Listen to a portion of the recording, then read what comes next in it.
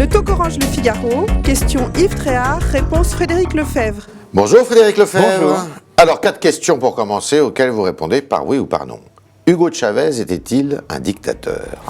D'abord, oui, mais Oui. en même temps, il y a un peuple aujourd'hui qui le pleure, il faut le respecter, et puis chacun peut espérer que la démocratie s'installe. Deuxième question. Do you speak fluently English? Je vous invite à voir mon interview de Charlie Rose, vous savez, le grand intervieweur new-yorkais. Ouais. Une vingtaine de minutes. Évidemment, c'était pas en français. D'accord, bravo. NKM est-elle la meilleure candidate pour Paris pour défendre les couleurs de l'UMP? Écoutez, je lui souhaite en tout cas de rassembler, et je souhaite qu'évidemment à Paris, nous puissions gagner.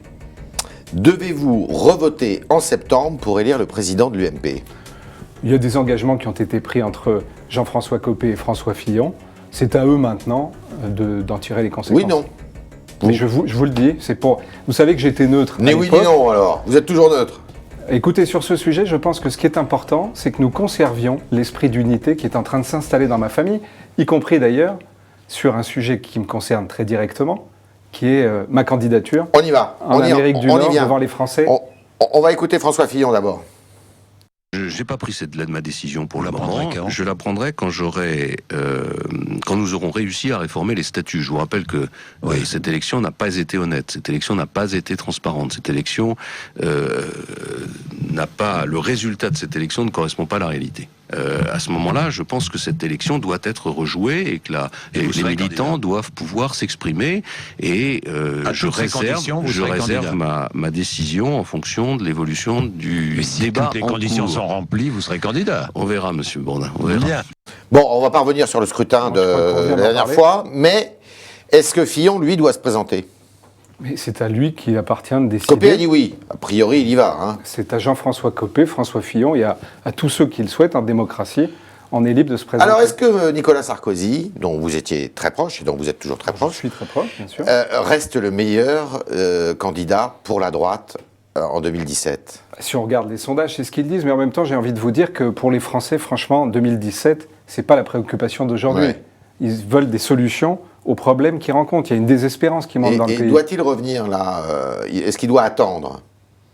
Mais franchement, Nicolas Sarkozy a eu l'occasion de le dire, chacun le sait, il est aujourd'hui totalement plongé dans la réalité, notamment de la mondialisation. Ouais. Vous savez... Non, on ne va pas refaire la mondialisation, mais moi je parle de la France. Oui, mais justement, la mondialisation, Donc il se prépare. c'est ce qui est devant nous. Et donc vous- c'est très important qu'ils prennent encore plus d'épaisseur Voilà. sur des sujets qui sont essentiels Pour être pour la prêt France. le jour venu. Mais il prendra la décision qu'il souhaitera. Vous savez, il n'a pas besoin de porte-parole, D'accord. ni d'ailleurs de propos rapportés. Ouais. Il est assez grand pour s'exprimer quand il le souhaite. D'accord. Est-ce que vous devez faire, l'inventaire du quinquennat de Nicolas Sarkozy? Mais, tout ça n'a pas beaucoup de sens. Aujourd'hui, nous sommes plus de 10 mois, près de 10 mois, après l'élection de François C'est Hollande. trop tard. Tous les Français aujourd'hui comparent François Hollande, Nicolas Sarkozy. Ouais. Il y en a un qui n'était pas commode, Ouais. il y en a un qui est insuffisant. C'est ce que disent les Français. D'accord. Donc Nicolas Sarkozy était pas très commode et François Hollande est plutôt insuffisant. C'est ce que vous Je dites. vois que vous avez bien reconnu à qui je pensais avec ces mots. Alors, entre Fillon et Copé, c'est qui votre favori? Quel est Et celui que vous préférez à la tête du parti? Encore une fois, je vous ai dit tout à l'heure. Vous étiez Aujourd'hui, Ouais. vous voyez, il y a une commission d'investiture qui s'est réunie Ouais. pour décider qui devait être candidat Ouais. en Amérique du Nord, dans la circonscription. On va y venir. Mais justement, j'y Mais viens. répondez-moi d'abord. Mais je Non, vous non. réponds. Cette commission, elle était co-présidée Ouais. par Jean-François Copé et Ouais. François Fillon. Ouais. Je crois qu'aujourd'hui, il y a eu des moments très difficiles qu'a vécu notre mouvement. J'ai eu l'occasion de dire ce que j'en pensais D'accord. à de nombreuses reprises. Aujourd'hui, nous sommes dans un moment où ce qui D'accord. compte, c'est des réponses aux Français. Ce qui compte, c'est que sur la politique économique désastreuse du gouvernement, Ouais. l'opposition fasse son travail. Alors, vous êtes candidat donc dans la première circonscription des Français de l'étranger, ça correspond grosso modo à l'Amérique du Nord, Canada, États-Unis. dans laquelle cette circonscription, l'élection qui a vu la victoire d'une socialiste a été invalidée, laquelle socialiste a été déclarée inéligible, et vous repartez au combat. Vous aviez été candidat déjà au mois de juin. Est-ce que vous avez eu l'investiture de l'UMP de façon facile? On n'a pas l'impression. Ben, je viens de vous le dire, ça s'est fait sans aucune difficulté. Il y avait plusieurs candidats. Candidats. Il y avait un certain nombre de candidats qui Ouais. revendiquaient qui étaient des candidats plutôt locaux qui revendiquaient Ouais. l'investiture. Il y avait de la même façon le Louis Giscard d'Estaing qui revendiquait Alors, vos deux l'investiture. principaux concurrents. Attendez, laissez-moi terminer. Ouais. Et la commission d'investiture, avec toutes les personnalités que je disais tout à l'heure, et c'est ce ciment social d'unité qui est en train de se créer, a décidé C'était qu'il vous. fallait me faire confiance. Pourquoi ? Et parce que vous savez, en politique, moi, comme certains, et avec certains, nous faisons de la politique, non pas contre les autres, mais pour un projet, pour une vision de société. Or moi, je veux me battre pour ces Français. Et je leur dis à ces Et Français...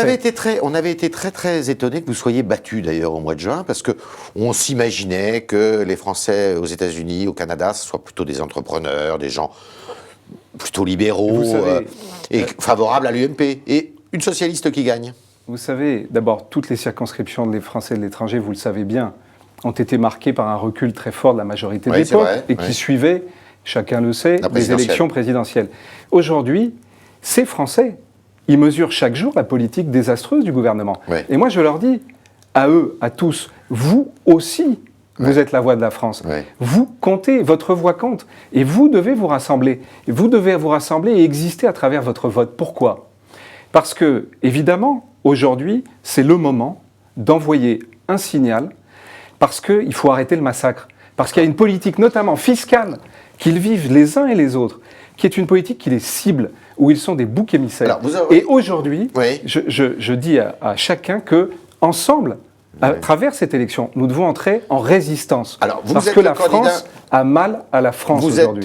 êtes candidat de l'UMP. Les deux candidats qui voulaient l'investiture, enfin, il y en a un qui est de l'UDI, Louis Giscard d'Estaing, et le deuxième, qui est le demi-frère de Patrick Balkany, Julien Balkany, vont peut-être se présenter.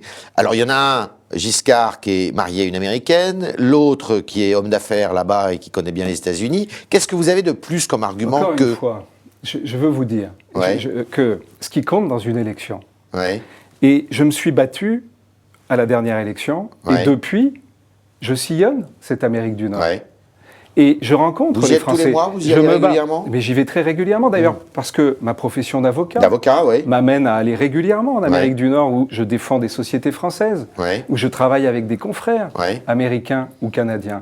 Mais Donc, ce vous qui n'êtes pas compte- moins légitime qu'eux. Mais écoutez, aujourd'hui, ce qui compte pour tous ces Français, c'est d'avoir quelqu'un qui puisse se battre pour eux. Ouais. Vous le savez, j'ai été membre du gouvernement Ouais. de François Fillon. Vous savez que j'ai été directeur de cabinet de Nicolas Sarkozy. Ouais. J'ai été parlementaire. Je connais l'Assemblée nationale. Et aujourd'hui, ces Français, ils ont besoin d'être défendus.